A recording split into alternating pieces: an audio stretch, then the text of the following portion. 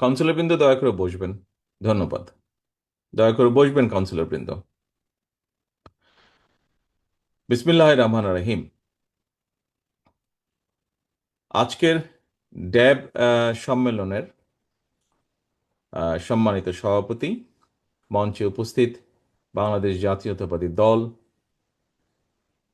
বিএনপির সম্মানিত মহাসচিব জনাব মির্জা ফখরুল ইসলাম আলমগীর, মঞ্চে উপস্থিত আহ্বায়ক কমিটির বিভিন্ন সম্মানিত সদস্য এবং আমার সামনে উপস্থিত সম্মানিত কাউন্সিলরবৃন্দ, আসসালামু আলাইকুম।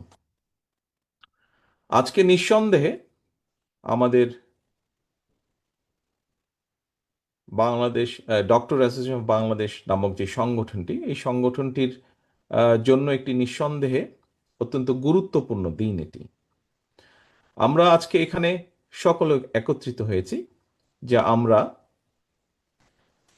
একটি সবচেয়ে গ্রহণযোগ্য যেই পন্থাটি, প্রসেসটি, সেটি হচ্ছে ডেমোক্রেটিক প্রসেস। সেই ডেমোক্রেটিক প্রসেসের মাধ্যমে আমরা ড্যাবের একটি কমিটি গঠন করব।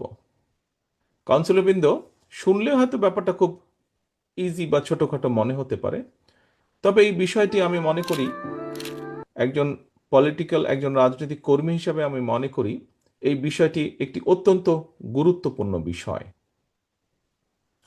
আমরা যদি গণতান্ত্রিক দৃষ্টিকোণ থেকে বিচার করি তাহলে আমরা দেখতে পাচ্ছি যে যারা কাউন্সিলর বা যারা ভোটার, তারা একটি অত্যন্ত গুরুত্বপূর্ণ সিদ্ধান্ত নিচ্ছেন। কি সেই সিদ্ধান্ত? আপনি একজন ডাক্তার হিসাবে আপনি যদি ড্যাবের সদস্য হয়ে থাকেন তাহলে আপনার ভবিষ্যৎ চিন্তা ভাবনা, আপনার প্রফেশন নিয়ে হোক, আপনার সংগঠন নিয়ে হোক, সেটার রিফ্লেকশন বা বাস্তবায়ন, সব কিছুর বাস্তবায়ন বা প্রতিফলন যারা ঘটাবেন, আপনি সেই ব্যক্তিগুলোকে সেই দায়িত্বটা আপনি অর্পণ করতে যাচ্ছেন।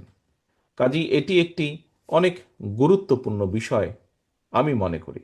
ঠিক একইভাবে জাতীয় রাজনীতির ক্ষেত্রে জনগণ যখন ভোট দেয়, জনগণ ভোট দিয়ে যখন তাদের জনপ্রতিনিধি নির্বাচিত করে, তখন অবশ্যই একজন ইন্ডিভিজুয়াল হিসাবে যে ভোটার, সে বিবেচনা করে যে স্বাভাবিকভাবেই তার এলাকা নিয়ে, তার দেশ নিয়ে, অথবা তার যতটুকু চিন্তাভাবনা আছে বিভিন্ন বিষয়, সেটির কতটুকু বাস্তবায়ন কোন ব্যক্তিটি করতে পারবে, অন্তত বাস্তবায়নের রূপ হলেও কিছুটা দিতে পারবে।